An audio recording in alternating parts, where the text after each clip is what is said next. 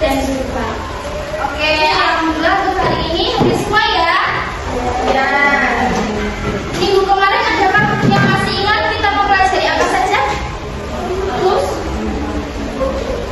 Pengertian? Kenapa? Dari cara.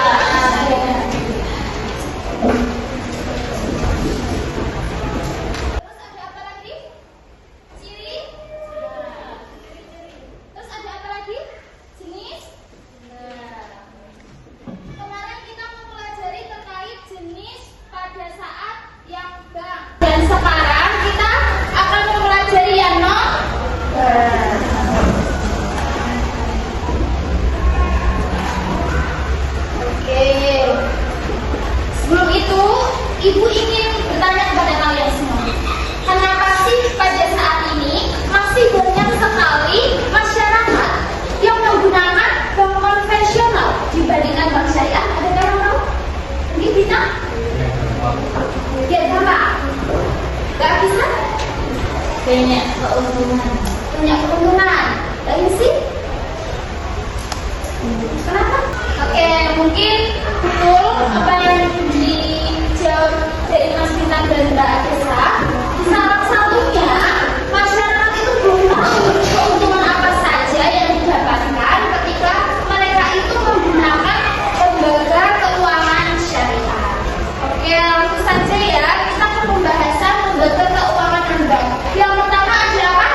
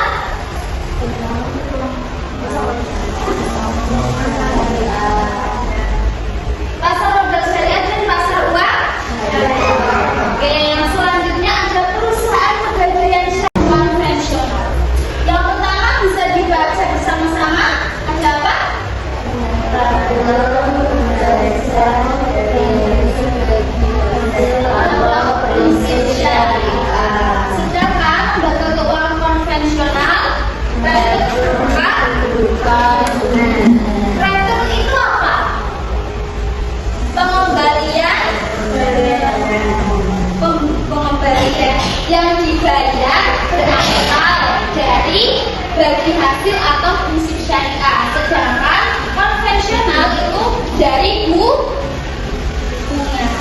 Yang kedua, investasi hanya pada proyek halal, sedangkan lembaga keuangan konvensional tanpa membedakan halal haram, karena yang diinginkan hanyalah keuntungan dan keuntungan.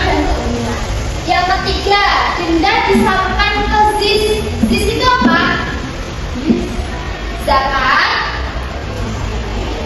infak, jasok, ya, bukan pendapatan. Jika lembaga keuangan konvensional, denda itu menjadi yang selanjutnya, hubungan bank nasabah pada lembaga keuangan syariah itu dinamakan mitra, sedangkan pada konvensional dinamakan debitur dan kreditur. Debitur itu apa? Yang memberi piutang. Sedangkan kreditur orang yang Selanjutnya, lembaga keuangan syariah itu bertujuan untuk keuntungan dan kesejahteraan, sedangkan lembaga keuangan konvensional hanya keuntungan semata. Yang keenam, perjanjian berdasarkan akad syariah, sedangkan konvensional perjanjian berupa hukum positif. Yang ketujuh bisa dibaca bersama-sama.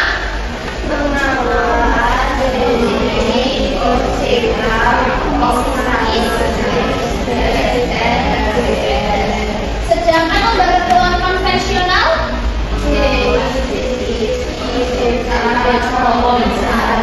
perbedaannya apa kira-kira di antara dua ini? Ada apa? DSN siapa yang masih ingat? Dewan Syariah Nasional. Sedangkan DPS Dewan Pengawas Syariah. Yang kedelapan, sengketa melalui Basarnas. Adakah yang tahu Basarnas?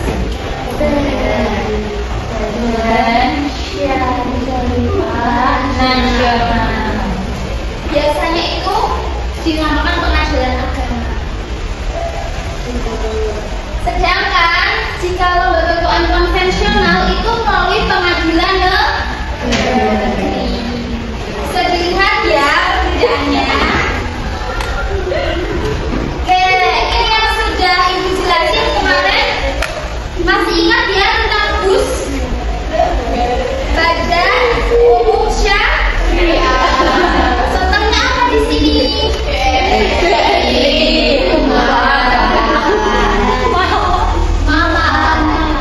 Yang kedua ada UUS. Contohnya ada apa?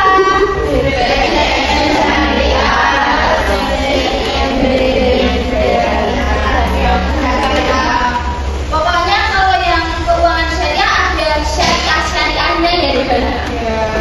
Oke, yang selanjutnya BPRS. Contohnya ini ya, BPRS Bangun Derajat Bangunan. Yang selanjutnya pegadaian syariah pasti sudah tidak asing ya di telinga kalian ya. Oke, lanjut ya. Kalau tadi komersil, ini nilaba. Ada yang tahu komersil itu apa? Yang menguntungkan, yang ada laba. Sedangkan non komersial atau nilaba ini tanpa laba. Contohnya apa? Basnas, BWI, dan BMD. Saya lanjut ya. Nah, dari lembaga keuangan konvensional ini mungkin sudah tidak asing ya. Yang pertama ada bank, yang kedua ada pegadaian, yang ketiga ada apa? Yang keempat ada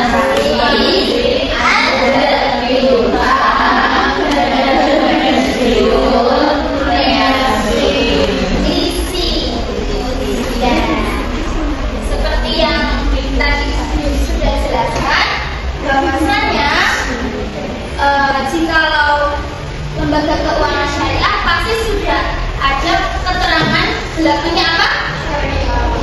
Sedangkan jika konvensional tidak ada embel-embel kata apa? Jadi pahami ya?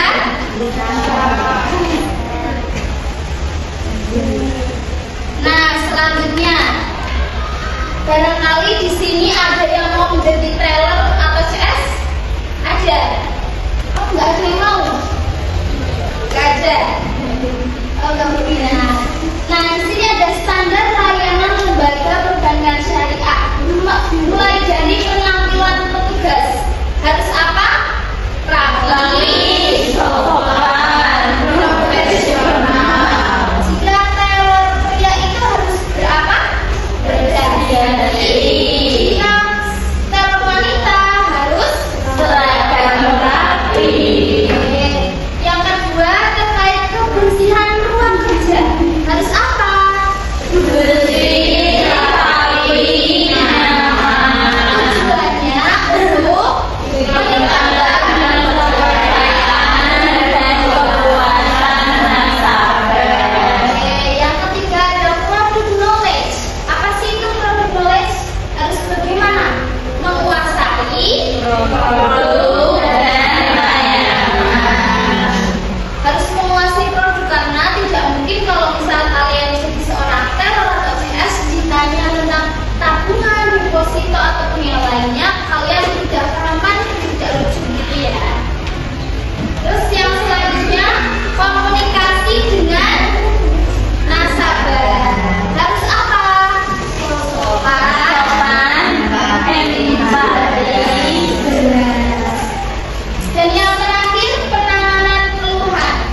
Di sini kalian harus menjadi seorang yang tanggap dan solutif. Dengan cara apa? Menyimak, mencatat, mengkonfirmasi dan menyelesaikan. Nah, yang selanjutnya bunga dan bagi hasil. Yang pertama bisa dibaca bersama-sama aspek penentuan. Jikalau bunga bagaimana?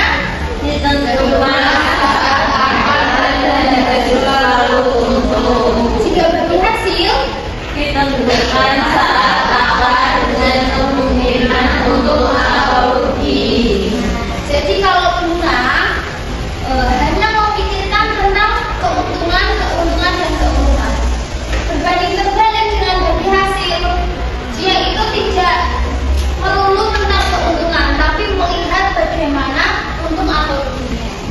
Lalu yang kedua dasar perhitungan. Jika bunga bagaimana? Berdasarkan jumlah modal pinjaman. Bagi hasil? Berdasarkan keuntungan usaha. Yang selanjutnya pembayaran. Sudah. Nah, melihat transformasi digital ini, seluruh lembaga keuangan itu harus bertransformasi dan menyesuaikan atau beradaptasi dengan teknologi saat ini. Salah satunya dengan penggunaan kris. Ada yang tahu kris? Untuk memudahkan pembayaran online. Ya, tidak hanya satu daerah, tapi juga keluar daerah atau bahkan luar negeri. Nah, untuk itu ada proyek kelompok. Di sini ada 6 kelompok yang masing-masing beranggotakan 3 orang untuk membuat proyek berjudul penggunaan kris dalam transaksi pembayaran digital. Apakah bentuknya? Bentuknya adalah infografis digital. Ada yang tahu infografis? Seperti poster ya. Nah, di dalam infografis itu menjawab 3 pertanyaan. Yang pertama, bagaimana cara mendapatkan aplikasi kris? Yang kedua, bagaimana sih alur transaksinya? Dan yang ketiga, jika gawai tahu ya, HP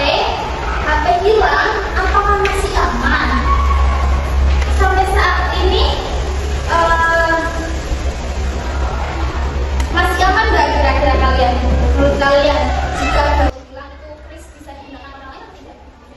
Tidak ya. Oke, sudah menjawab satu ya, tapi untuk alasannya bisa dipikirkan. Nah, ini ada langkah-langkahnya, nanti bisa dipelajari. Untuk pembagian kelompoknya sudah ibu bagi. Untuk menghemat waktu bisa dilihat ya. Bisa diperhatikan? Ya. Sudah ya? Nah, untuk timeline nanti juga begini.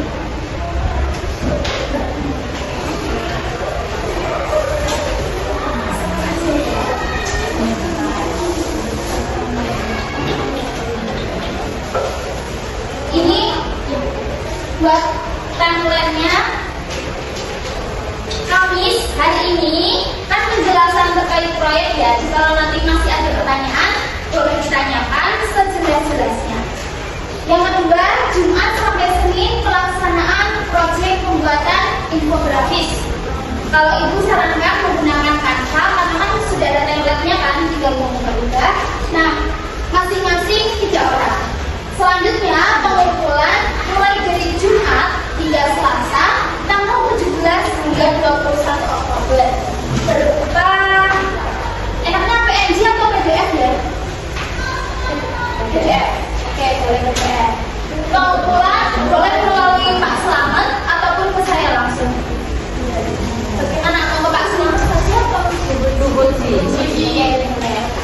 Maksimal di jam 9 setiap harinya. Nah, untuk presentasinya di hari Kamis minggu depan tanggal 23 Oktober.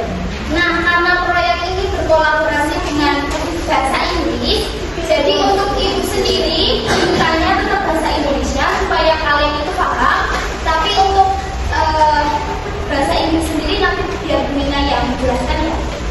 Iya. Presentasinya dia, betul. Ini buatnya pakai bahasa Indo. Tapi kalau yang bahasa Inggris sesuai minat.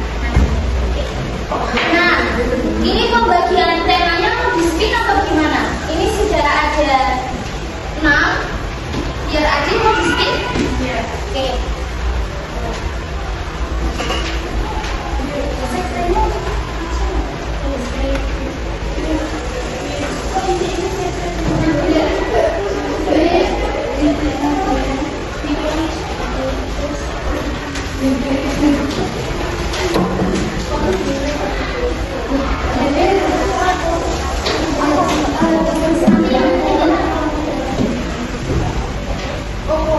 Ya, langsung di sini ya.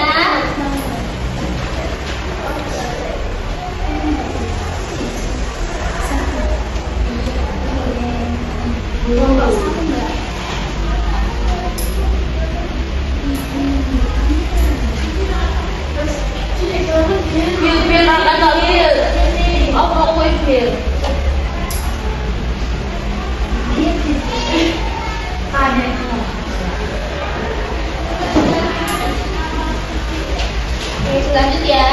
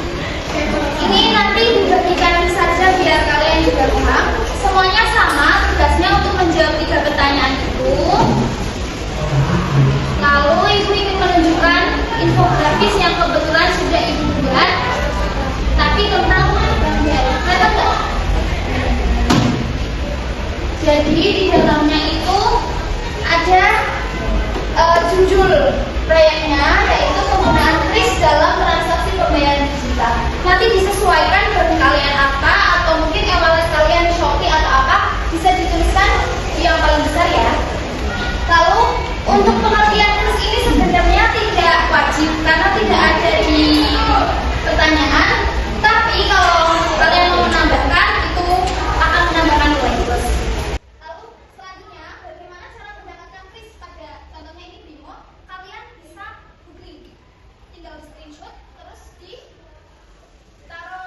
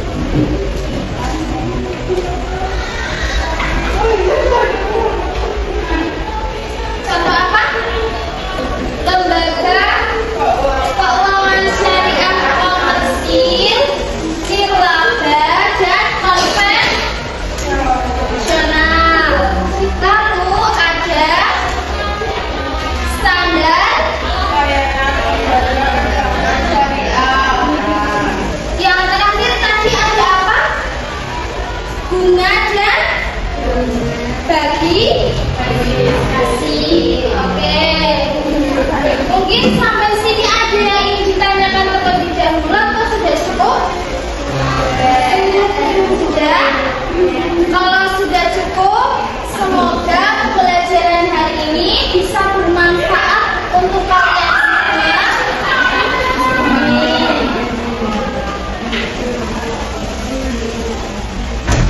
Bisa bermanfaat entah itu di dunia nyata ataupun di dunia kerja.